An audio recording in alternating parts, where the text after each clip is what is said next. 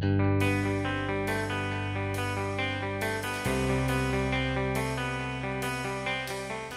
están? Soy el ingeniero Rafael Menéndez, soy ingeniero civil, especializado en gestión de pavimentos y diseño de pavimentos. Estudié en la Universidad Nacional de San Antonio Abad del Cusco, posteriormente una maestría en geotecnia en la Universidad de Texas A&M y finalmente un doctorado en gestión de pavimentos en la Universidad de Texas A&M. Actualmente trabajo para Fugro Roadware, una empresa que se dedica a la gestión vial, queda en Estados Unidos, y también se dedica a lo que es fabricación y el relevamiento de información de condición de pavimento. Antes de iniciar mi doctorado y vivir en Estados Unidos, tuve la oportunidad de trabajar en varias empresas, tanto privadas como estatales, acá en Perú, entre ellas Gañi Montero Ingeniería, el Provías Nacional, CPS, y una experiencia que fue muy valiosa en el contexto de lo que vamos a hablar, que fue trabajar durante más de 10 años para la Organización Internacional del Trabajo, tanto en Centroamérica como Sudamérica, apoyando a gobiernos locales y gobierno central en lo que significa planificación vial.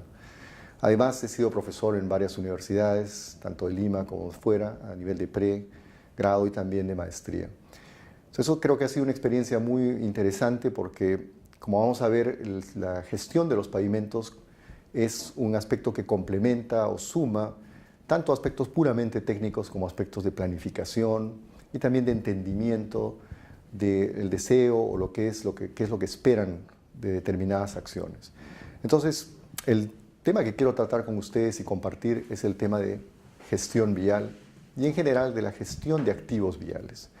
¿Por qué este tema empieza a cobrar relevancia? Es porque en el Perú la consolidación de las redes viales está cada vez mayor, es decir, que los principales ejes viales, que son las carreteras nacionales, están en una etapa de desarrollo tal que ya se han cubierto las partes básicas que significa accesibilidad, la parte que significa conectividad, pero estamos yendo hacia una dirección que es atender lo que significa funcionalidad, es decir, que el usuario empiece a sentir que es adecuadamente servido por las vías, pero además también a una etapa mayor que es el tema de integración y que las vías actúen como lo deben ser agentes dinamizadores del desarrollo tanto económico como social.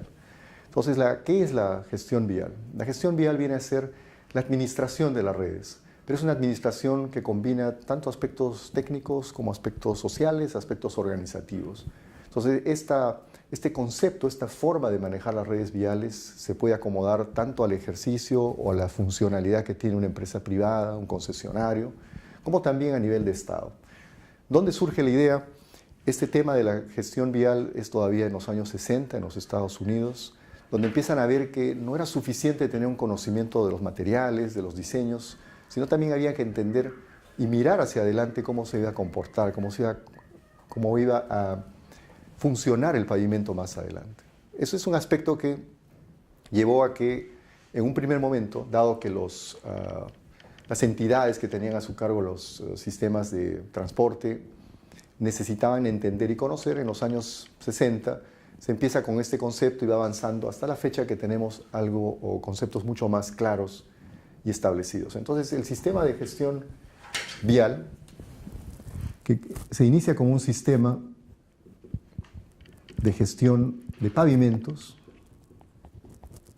lo que está sucediendo ahora es que la tendencia es a que sean sistemas donde se pueda manejar no solamente pavimentos, sino también todos los activos viales, todos aquellos elementos que tienen valor y que tienen que ser adecuadamente administrados. Entonces empezamos pensando y definiendo los alcances que puede tener un sistema de gestión. Había mencionado que se trata de administrar lo que comprende una determinada red, pero entenderán que para poder administrar una red hay que entender, conocerla. Entonces partimos de cosas básicas como pueden ser los inventarios viales, que es la identificación de las características, ubicación que tienen los activos o los pavimentos, si es solamente en pavimentos, pasando también por aspectos en los cuales hay que tratar de interpretar cómo van a funcionar en el futuro.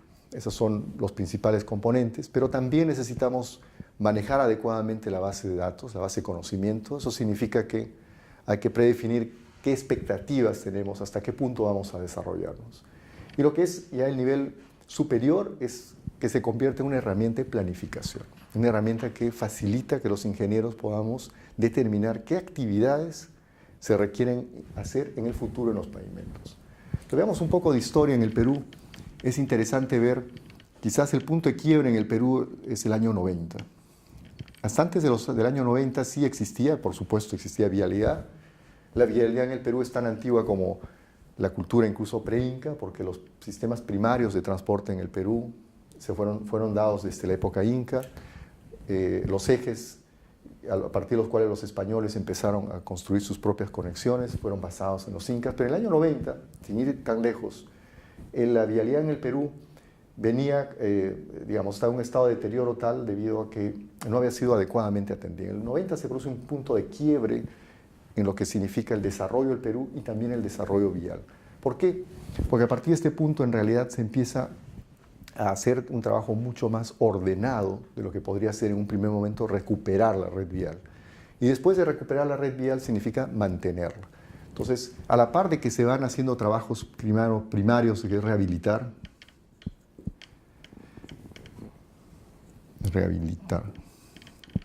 poco a poco también empiezan a aparecer la necesidad de hacer mantenimiento.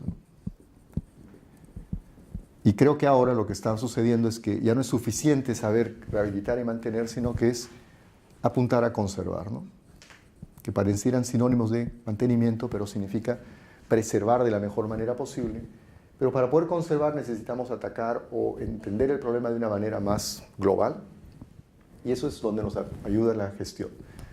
Ahora, hay muchas personas que interpretan o consideran de que la gestión vial no es sino un software, una herramienta, un instrumento donde introducimos información de las redes viales y lo que nos da es proyecciones de deterioro o que nos da prioridades de intervención. En realidad no es.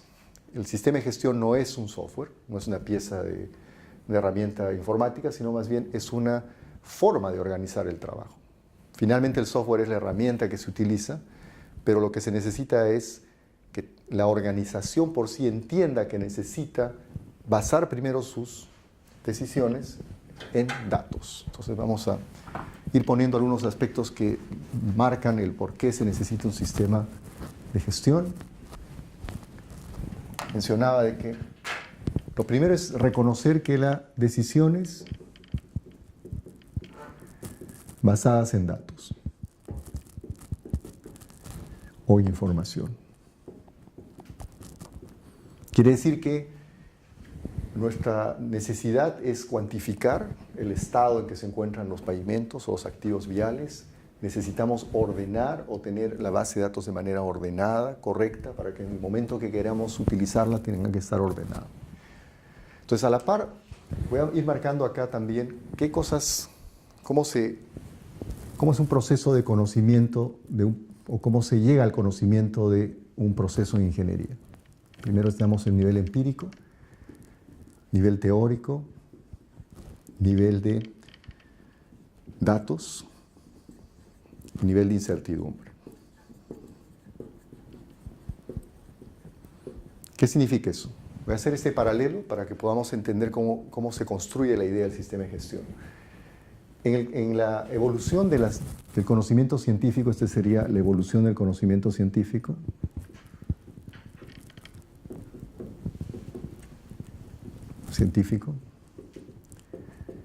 La primera etapa que tuvo el hombre en el conocimiento científico fue la empírica, quiere decir que observaba algo y a partir de mi observación y mi interpretación tomaba una decisión. Ese es, digamos, el principio más elemental que podríamos tener en la ingeniería. No teorizo nada, no entiendo qué es lo que sucede, pero observo algo y digo, va a funcionar probablemente de esa manera. Y eso es cuando solamente tenemos datos y no somos capaces de interpretar qué nos están diciendo los datos. En muchos casos hay personas que pueden acudir, trabajar, tener muchos años de trabajo en una determinada especialidad, pero no son capaces de construir a partir de sus observaciones algo que fundamente, una teoría.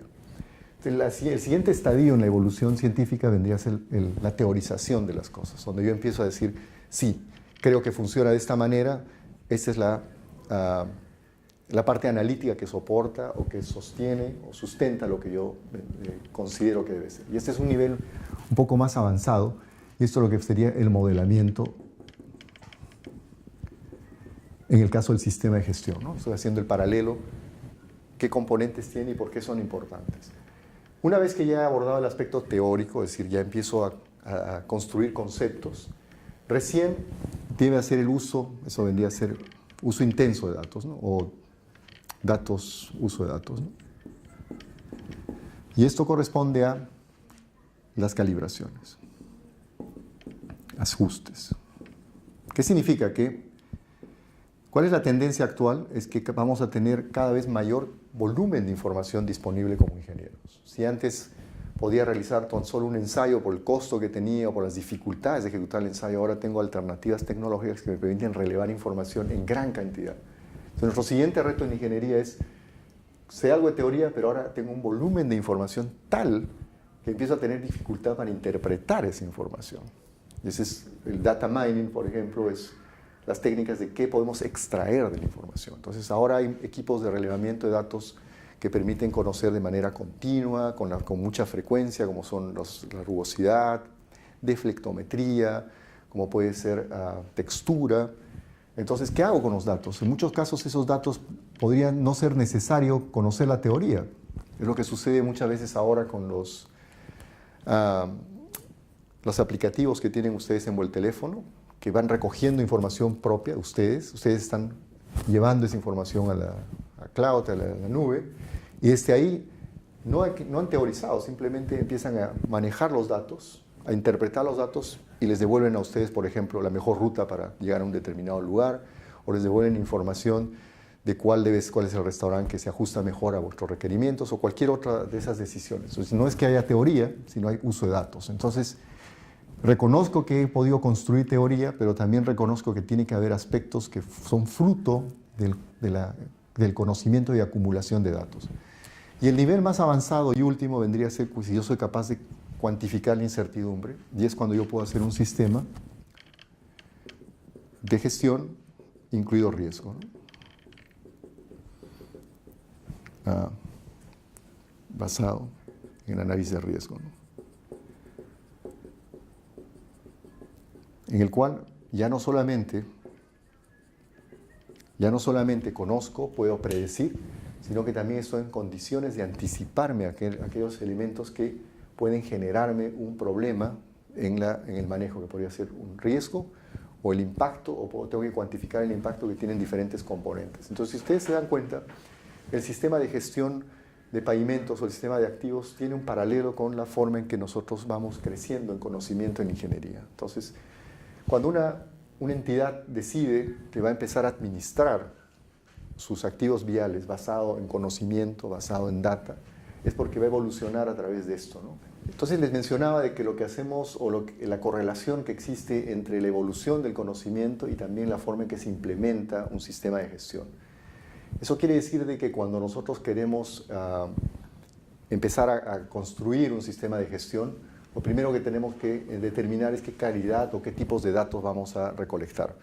Si nosotros somos, por ejemplo, parte de una concesión vial, es evidente que los términos que están dentro del contrato de concesión nos determinarán la frecuencia y tipo de datos que hay que relevar. Pero si nosotros somos, por ejemplo, un agente o un funcionario del Estado, nuestro interés no irá por el lado de, por ejemplo, la optimización o mejora de ciertos parámetros, sino más bien la protección del usuario, cómo desde el punto de vista del usuario tiene que atenderse eso. Entonces, ahí empieza a marcarse la diferencia entre un sistema de gestión vial para un agente o para una empresa privada y más bien para el Estado. Repito, el Estado persigue como fin último que los usuarios encuentren satisfacción en la vía, que haya seguridad, que haya confort, que haya menor impacto ambiental, mientras que si el usuario o el propietario del sistema de gestión va a ser una entidad privada, lo que busca es maximizar la vida útil de la vía, busca minimizar sus costos, busca mantener en lo posible los niveles de servicio que va a brindar, porque eso le genera un beneficio económico.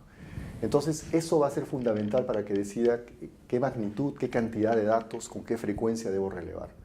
La etapa del modelamiento dentro del proceso es una etapa en la cual ya tengo datos, pero tengo que basar, como acá lo mencionaba, a partir de ciertas teorías. Y es en el punto donde tenemos el mayor soporte, porque esta es la parte de la ingeniería que más se ha desarrollado. ¿A qué me refiero? Los ingenieros civiles no somos científicos, somos personas que aplicamos el conocimiento científico a través de técnicas. Entonces la técnica o la conversión del pensamiento, del modelamiento teórico, se traduce en un modelo de comportamiento. Entonces sería hacer un modelamiento del comportamiento, del material, del comportamiento del pavimento.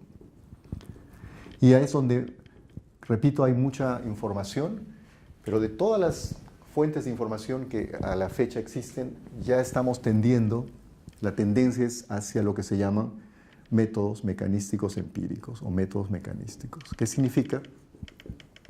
Que ya hay una base de conocimiento que se ha ido construyendo, orientando el conocimiento de la ingeniería hacia desarrollar modelos mecanísticos, lo podemos traducir más bien como modelos analíticos. Entonces, una vez que nosotros hemos planteado el modelo, es decir, la forma que vamos a plantear o que vamos a analizar el deterioro o analizar la evolución, lo que tenemos que determinar son qué indicadores me interesaría analizar. Esto lo voy a desarrollar un poco más adelante, pero ahora solo quiero recordarles que estos indicadores están en realidad conectados con qué decisiones o qué componentes son los que voy a medir. Lo siguiente es, efectivamente, en una condición ideal, los aspectos teóricos deberían de concordar con la realidad, pero eso no existe. Eso es imposible. Entonces necesitamos desarrollar calibraciones y ajustes. El problema de las calibraciones y ajustes en un sistema de gestión es que toman tiempo. Y eso no siempre tenemos. Cada vez es mayor la exigencia de que obtengamos resultados en corto plazo. Pocas veces se permite que pueda tener años para llegar a tomar una decisión. Normalmente piden que este producto esté disponible rápidamente y por lo tanto, cuando quiero hacer las calibraciones y ajustes, es imposible pensar en que las voy a hacer en poco tiempo. Eso significa que tengo que prepararme, tengo que tener una forma de ir alimentando mi sistema para que cuando llegue a esta situación tenga la suficiente data. En este caso vamos a explicar un poco más adelante. Hay un programa en los Estados Unidos que se llama el LTPP, que viene haciendo un trabajo de recolección de información desde hace muchos años y que puede ser nuestro punto de partida cuando queremos empezar a interpretar y ajustar las calibraciones.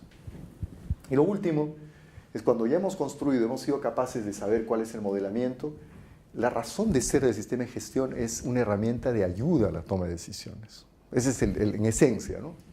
No es divertirnos recogiendo datos, no es haciendo los mejores modelos ni las mejores calibraciones, es ayudar a que las decisiones que se toman sean las correctas. ¿Y qué es lo que uno decide en los pavimentos? Decide tres cosas. ¿Cuándo debo hacerlo? ¿Cómo debo hacerlo? Que es las técnicas que debo aplicar. ¿Y cuánto me va a costar? Entonces, si soy capaz de responder esas cosas con el sistema, es suficiente. Entonces, el sistema podría ser desde un cuaderno en el cual acumulo mis datos y tomo mis decisiones, que sería para una cosa muy simple, hasta un sistema que abarca todo, un sistema informático, donde tienes recolecciones automatizadas, donde tienes calibraciones que se van ajustando de forma periódica.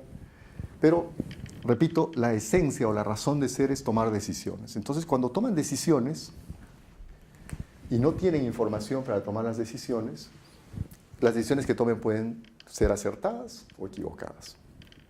Pero si quiero tener decisiones acertadas, debo basarme en mi experiencia previa, en mis modelos, los ajustes a la realidad que tengo, y además, en un futuro, si logro acumular suficiente información y experiencia, deberían ser basados en el análisis de riesgo, que es, digamos, el nivel, por ahora, el mejor o el mayor nivel de sofisticación, que implica que no solamente soy capaz de conocer los procesos, sino de cuantificar la variabilidad que tienen los procesos. Y para eso necesito una mayor cantidad de datos. De tal forma que, al final, todo mi sistema tiene que estar alineado con los objetivos, ya sea del Estado o de la empresa. Tengo mis metas como empresa y digo, ¿cómo conecto mis decisiones con esas metas de la empresa? Y la forma de conectar es con el sistema de gestión. Le voy a explicar esto, voy a expandir un poco esto porque a los ingenieros nos gusta a veces cierto nivel de detalle del conocimiento técnico y también voy a hablar un poco de este programa de monitoreo porque ustedes como profesionales o futuros profesionales van a encontrar en este sistema una excelente fuente de información que además es gratuita, ¿no?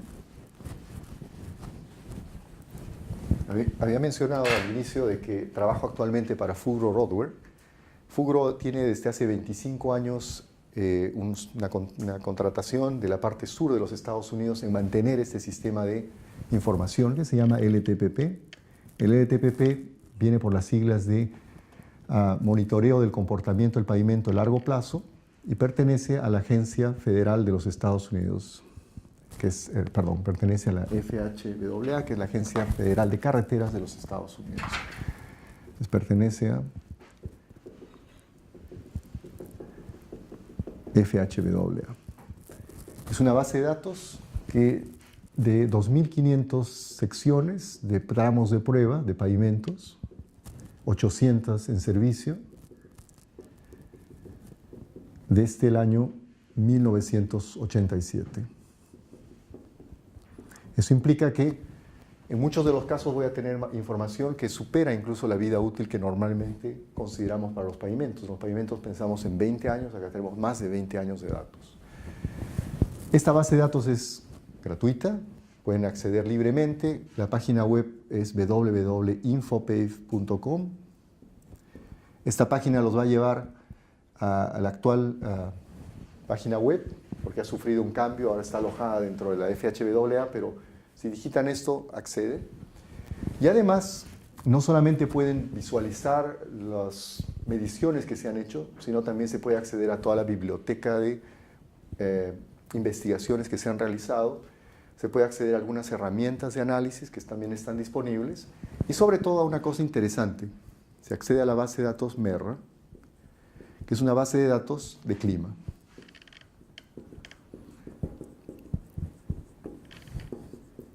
Tienen información horaria. Hay información horaria. También pueden agruparla en mensual o anual, si así lo desean, de todos aquellos parámetros que inciden en el pavimento. ¿Qué son? Estamos hablando de precipitación pluvial, temperatura, radiación solar, viento, alvelo, nubosidad, que son parámetros que le sirven al ingeniero de pavimentos para modelar el pavimento, para entender su comportamiento y en algunos casos también para definir, por ejemplo, drenaje, pendientes, tipo de cemento asfáltico. Entonces yo los invito a que vayan a Infopave, van a encontrar una fuente inagotable de información. Digo inagotable porque es casi imposible que puedan usar toda. Otra ventaja de Infopave es que tiene un aplicativo de ayuda, de tal manera que ustedes, si no entienden algo, pueden solicitar que alguna persona vinculada a esto los ayude. La limitación es que esté en inglés, pero es una buena oportunidad de practicar vuestro inglés, porque hoy en día sin esta herramienta que es el idioma inglés es muy difícil que puedan navegar con facilidad en todas las páginas que existen y que están disponibles. Ahora, ¿qué indicadores participan dentro de un sistema de gestión? Había mencionado que dependen en gran medida de quién es el usuario del sistema, pero a grandes rasgos podemos decir que son estructurales, la información que necesito es estructural o funcional. Empecemos por la más directa, que es la funcional, es el usuario. ¿Qué percibe el usuario? ¿Cómo piensa que la vía debe estar? Entonces, cuando ustedes tienen puesto un sistema o implementado un sistema, el usuario puede ser el juez final, digamos. Ustedes pueden creer como ingenieros de que vuestra carretera es lo mejor posible, que es extraordinaria, que cumple con todos los estándares internacionales, que tiene la estructura conveniente, pero si el usuario no lo percibe de la misma manera, por ejemplo, tiene mucha rugosidad, tiene problemas de diseño geométrico, no es segura, no tiene las dimensiones adecuadas, entonces el usuario, que es el que va a mirar o va a evaluar la vía, no va a estar contento. En el Perú tenemos, digamos, todavía una mala costumbre de no quejarnos. Entonces el usuario no va a trasladar esa queja, sino la va a reclamar, la va a compartir con otros usuarios, pero no la va a trasladar a quien debe trasladarla. Les hago el ejemplo, yo trabajo en Estados Unidos, los usuarios reclaman.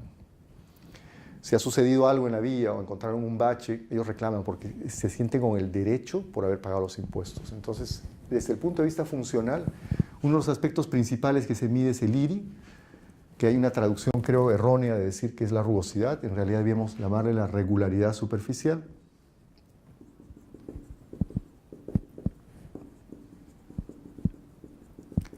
Y es un indicador superficial. Okay.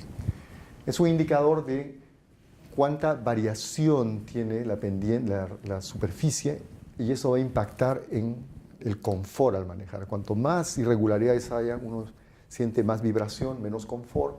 Por lo tanto, es un indicador es importante y potente que se suele medir. Otro tema es coeficiente de deslizamiento, que está relacionado con la seguridad del usuario para poder frenar a tiempo, para poder controlar el vehículo. Y eventualmente podrían ser algunas fallas como baches, que podrían hacer perder el control del vehículo, y ahuellamientos. Si bien es cierto, son estructurales, pero se convierten en funcionales porque afectan al usuario. Y desde el punto de vista estructural, lo que más medimos son deflexiones, ¿no? En el caso de las deflexiones, existen variedad de instrumentos partiendo desde la viga Benkelman, que es muy utilizada en nuestro medio, pero bastante limitada, hasta pasar por deflectómetros ligeros, tipo LWD, o deflectómetros de impacto. Tenemos los LWD, FWD, y si están haciendo aeropuertos, HWDs. Hoy en día hay también los que se denominan TSDs, que son deflectómetros a velocidad de tráfico, y por lo tanto relevan información de redes en forma continua sin tener que detenerse. Pero no solamente tenemos deflexiones, sino también las evaluaciones superficiales. Las evaluaciones superficiales es la forma en la cual nosotros vemos las fallas que ya se han hecho evidentes. Pero decíamos que el sistema de gestión lo que trata es de administrar las vías, los activos viales, de tal manera que no solamente tenemos que ser reactivos, pues esto ya sucedió, sino también proactivos. Tenemos que tratar más bien de intervenir cuando es necesario, y por eso que las deflexiones son quizás una de las herramientas más poderosas para poder anticiparnos a lo que va a suceder. Lo que no sucede con las evaluaciones superficiales, porque cuando ya vemos, o el IRI, cuando ya lo medimos es porque ya sucedió. Entonces no podemos haber actuado con la premura o de forma anticipada. Pero esto es en general lo que solemos medir. Ahora, para cada uno de estos hay instrumentos, algunos simples y otros más bien muy avanzados. Va a depender de la extensión de la red vial, de la precisión con que deseen obtener, de la facilidad con que tienen para procesar los datos, que elijan uno u otro sistema. Otro aspecto que es crucial dentro del sistema de gestión es la herramienta que utilizan para tomar las decisiones. Había mencionado que recolectan datos, construyen modelos, ajustan esos modelos, analizan o evalúan la incertidumbre. Pero, ¿cuál es la esencia del sistema? ¿En qué ayuda? Ayuda a tomar decisiones. Pero, ¿cómo puedo tomar las decisiones? Tengo los datos encima de la mesa, tengo la información, las proyecciones, pero tiene que haber un momento en el cual digo, tengo que hacer primero debo de hacer primero este trabajo, ¿qué trabajo debo hacer? ¿Cuándo es oportuno hacerlo? ¿Cuál es el impacto de hacerlo ahora y no hacerlo después? ¿Cuál es la mejor alternativa tecnológica de ese trabajo? Entonces, eso son la parte de la toma de decisiones. Por lo general, no vamos a pretender que el software tome las decisiones por nosotros. Lo que va a hacer es proveer información para que alguien tome la decisión. Pero para poder delimitar o decidir los niveles de importancia, tenemos dos opciones. O lo hacemos con ranking, o lo hacemos con optimización. Ahí es donde empieza lo interesante, y ahí donde va marcando la diferencia si usan un software o no. El ranking significa que ustedes determinan la prioridad en base a algún indicador y ordenan la importancia de vuestros trabajos en función de ese parámetro. Puede ser, por ejemplo, la suma de relación beneficio-costo, reducción de tiempo de viaje, reducción de accidentes, qué sé yo, pero todo eso finalmente conduce a un indicador, a un valor, y establecen un ranking. La desventaja de tomar decisiones basadas en ranking es que no consideran cuáles son las mejores soluciones, no buscan cuál es la mejor combinación de soluciones, por eso que la optimización es la mejor herramienta, pero llegar a la optimización implica que ustedes hay un trabajo mucho más intensivo en la parte analítica, requieren un software, requieren definir además cuáles son los criterios que van a usar para optimizar, porque pueden ser, por ejemplo, reducción de costos iniciales. Entonces ustedes sacrifican, por ejemplo, costos futuros. Eso sucede mucho en las concesiones, que minimizan inversiones iniciales y en el futuro analizan o después evalúan cuál es el impacto, ¿no? Puede ser también optimizaciones con multicriterio. Entonces, introducen varios criterios a la vez para poder llegar a la optimización. Entonces, esas son las herramientas que le permiten al que va a tomar las decisiones resolver las 3 preguntas o los 3 aspectos que había mencionado, ¿no? ¿Dónde, cuándo y cómo? Ahora, ¿cómo implementar uno de esos sistemas? Porque en teoría lo que yo explico puede ser razonable, pero no necesariamente fácil de ejecutar. Y creo que como cualquier iniciativa que introduce una cosa novedosa, lo que se tiene que hacer es primero crear conciencia de quienes van a participar y también a veces estudiar ejemplos en entidades similares para ver cómo han manejado el problema. Una vez que vemos un buen ejemplo, ese buen ejemplo se puede empezar a difundir. Por ejemplo, si ustedes pertenecen a una entidad, les ha interesado esto, les ha parecido que puede tener potencial, nútranse ese conocimiento, empiecen a buscar en internet qué entidad parecida a la mía, de repente un municipio, si yo trabajo en un municipio, usó esto fuera del Perú o de repente en otro municipio del Perú, entonces ese es un buen ejemplo. Entonces empiezo a difundirlo con mis colegas, empiezo a crear corriente de opinión para que podamos tener una visión parecida. Todas estas iniciativas que en Estados Unidos se han dado no han sido fáciles.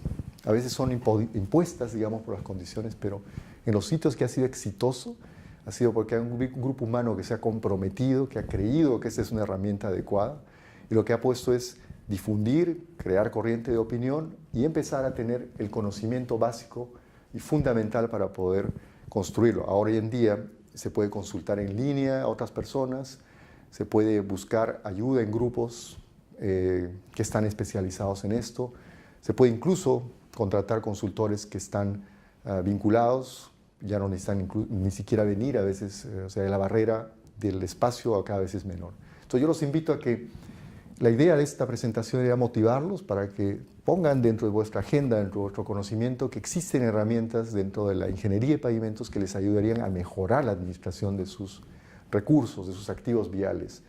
Entonces, exploren, busquen un poco más y van a encontrar que esta es una forma excelente de ayudar a que desarrolle su propia entidad, se desarrollen ustedes profesionalmente y también desarrolle el país, que creo que es el deseo de todos nosotros. Gracias.